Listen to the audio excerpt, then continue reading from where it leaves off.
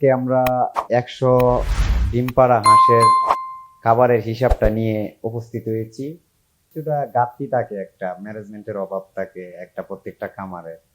যেরকম এই আমরা যে খাওয়ানির উদ্দেশ্য, ধরেন আমাদের যে দান আছে, দান খাওয়ানির লাগবে, ভুট্টা খাওয়ানি লাগবে, ফিট খাওয়ানি লাগবে, কোয়েল খাওয়ানি লাগবে, কিন্তু আমরা বেসিক্যালি করতেছি কি, যে ভুট্টা পাইলে এই ধান পাইতাছি না, ধান পাইলে ফিট পাইতাছি না, ফিট পাইলে কোয়েল পাইতাছি না। বুঝতে হবে যে 4 মাস বয়সের হাঁসটারে কি খাওয়াইতে হবে, আর একদিনের বাচ্চাটারে কি খাওয়াইতে হবে, আর ডিম পাড়া হাঁসটাকে কি খাওয়াইতে হবে, সেই বিষয়টা নিয়ে আমরা আজকে আলাপ আলোচনা করব। আপনারা পুরো ভিডিওটা আমাদেরকে, হ্যাঁ, সঙ্গেই থাকবেন, টেনে টেনে দেখবেন না ভিডিওটা, তাহলে বুঝতে পারবেন না।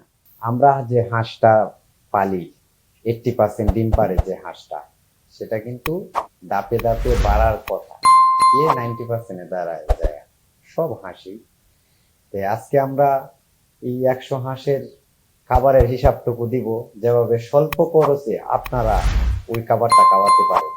কিভাবে খাবারটা খাওয়াইলে আপনার খরচ কম হবে, আবার লাভবান হবেন, আবার আপনি ডেভেলপমেন্ট হবেন, যে ডিমের পার্সেন্টেজটা বেড়ে থাকে। তো চলুন আমরা ওই বিষয়টা নিয়ে কথা বলি। হাঁসের পুষ্টি পর্যাপ্ত পরিমাণ লাগবে, আর না হয় আপনি ডিম পাবেন না। সেই বিষয়টা নিয়ে আজকে কথা বলবো, কি কি উপাদান, কি কি খাবার খাওয়ালে আপনি পুষ্টি পাবে এই এই হাঁসটা, সেই বিষয় নিয়ে আমরা কথা বলবো। ফিড দিলেন, ফিডটা কিন্তু রেগুলারলি দিতেই হবে ডিমের আসার জন্য। ফিডটা হলো ডিমের ডেলিভারির জন্য আর কি।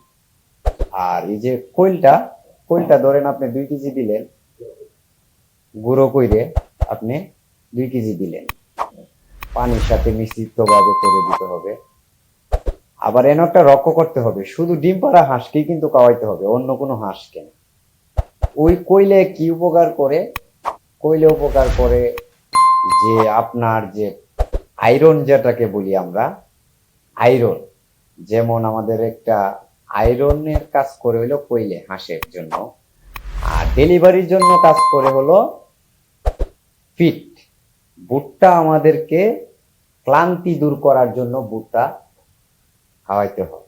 এই বিষয়টা হইলো, আমরা ভুট্টা যদি আমরা 4 কেজি দিই, কোয়েল দিই 2 কেজি, 3 কেজি ফিট, 5 কেজি দান,